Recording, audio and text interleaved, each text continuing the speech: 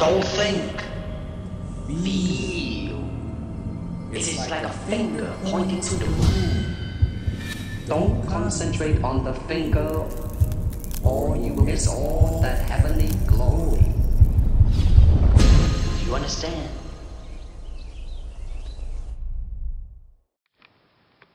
Hello, my friend. I got your video yesterday, and I want to make a response to it. Now, you had several questions. I believe your first question was about the questions and answers. The second question was about the grammar section. I don't think you understood about the grammar section, or you didn't understand what I meant about going to the grammar section. And then your third question was about combining chapters. And then the fourth question was about I think it was the Korean video I made. It was the translation. I couldn't figure out what it was. I think it was a particle chechu. You want to know if that got corrected by a native speaker.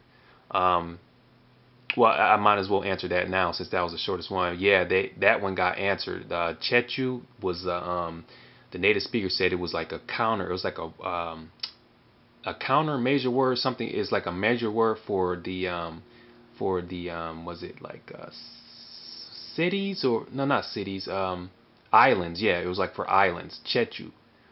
I believe that native, he left that comment in the comment area, so if you go back to the video, you'll be able to see it. But yeah, that got solved. Now, back to the first question. You asked me about the questions and answers. Now, I wasn't sure if you meant if you were wanting to know if how many questions and answers you should focus on, or how many questions you should focus on for a week or at one time, or how many questions you should learn in general. I'll just go ahead and answer both of them. If normally I will assign at least I'll do 5 questions. I'll do 5 or 10 a week, depending on your time. I think on an average, I think a person can do 5. But if you feel that you can handle more than 5, then choose 10 and spend a whole week on those 10. Now, you want to make sure you when you're working on these questions and answers, you want to make sure you're listening to them, and make sure you're sounding them out, enunciating them, and make sure you understand them. That's the goal for the whole week. You can't move on to any other questions and answers until you understand all the ones you've chosen for that first week. So that's what you need to do. Now, if you're talking about how many you should learn in general, pretty much the ones that I had on the video, those are very common questions. The most common questions I've come across when I normally meet native speakers. So those are the ones you need to learn. Now, if you come up with some other questions that you didn't see in the video, then you can do that. But the most important thing is to learn and understand those questions and answers. First the questions, and then the answers for your reply. Okay. The second question you had was about what? It was about the chapter. It was about the grammar section. I will show you what I mean by the grammar section. Now, I'm on chapter 3 here. Okay, we're going to use this for example.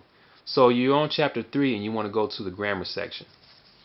Alright, and it's normally after you get done going through the phrases and expressions, and the vocabulary. Now, in chapter 3, you have what? Grammar 5, sentences with but.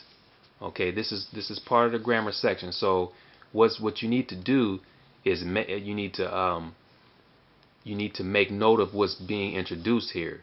Your goal is to be able to understand what's going on. You want to be able to understand how to use this construction but.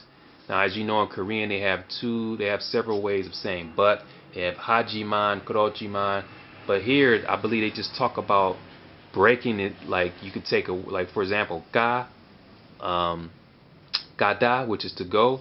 You can add but by just having jiman. You don't have to say ga hajiman. You don't have to use that. Just take off the ha or the golo and just add jiman. They explain that here. So that's what's introduced here. Then you have making requests, more polite, numbers and counting. All of these you need to familiarize yourself with them. Okay? And then what else we have? Introducing honorifics. Now, honorifics, you won't really use these that much in the beginning, but you should still familiarize yourself with them. Then you have saying what you want to do.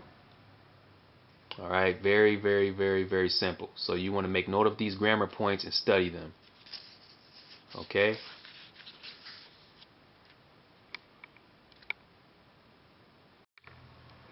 Okay, so now we're going into the second dialogue in this chapter, in chapter 3. So it's pretty much the same. You want to go straight to the grammar section. After the phrases and expressions, first thing you will see, you see grammar 6, and they're introducing choayo, choahyo. They explain those. You want to be familiar with those. What else do they have?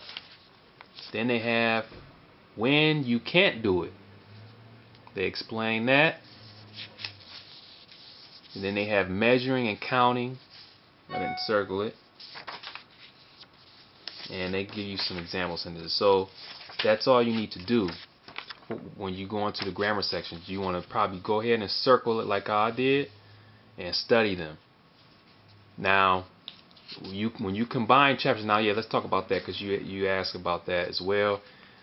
Originally, I said the combining chapters, you should combine 2 chapters, but I figured that an individual can handle 3 chapters. So I think 3 chapters is adequate. I think you can go ahead and work on 3 chapters, and basically what you're going to do is the same thing. You're going to do the same thing I showed you here. Go through each chapter and take all the grammar stuff out. Just study them, however you want to do it. But you want to work. You want to spend a whole week studying those grammar points. All right. Now, as far as the listening is concerned, you can still focus on chapter. Let's say you start with chapter 3. You're combining chapter 3, 4, and 5. You can continue to listen to chapter 3 for the whole week, but you need to work on all those grammar points from those other chapters. Once the week is up, then you can move on to chapter 4 and start listening to that as well. All right.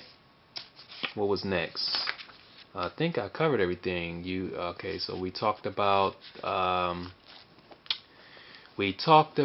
combining chapters. We talked about the number of questions and answers you should focus on. We talked about the grammar section, and let's see about the Korean translation. I think I got everything. If I didn't, just post a comment below, and I'll just respond by in the comment area or send you a PM. But that's basically all you need to do. So sorry for the confusion. I know before I said you needed to combine 2 chapters, but actually I changed it to 3 chapters. I think 3 will be better. I think you can handle 3 chapters at one time in terms of the grammar, the constructions. So that's it. If you have any other questions, or anybody else who's watching this video, you guys have any questions, just let me know, and I'll get back to you as soon as I can. Thanks for viewing, and I wish you the best with your Korean studies.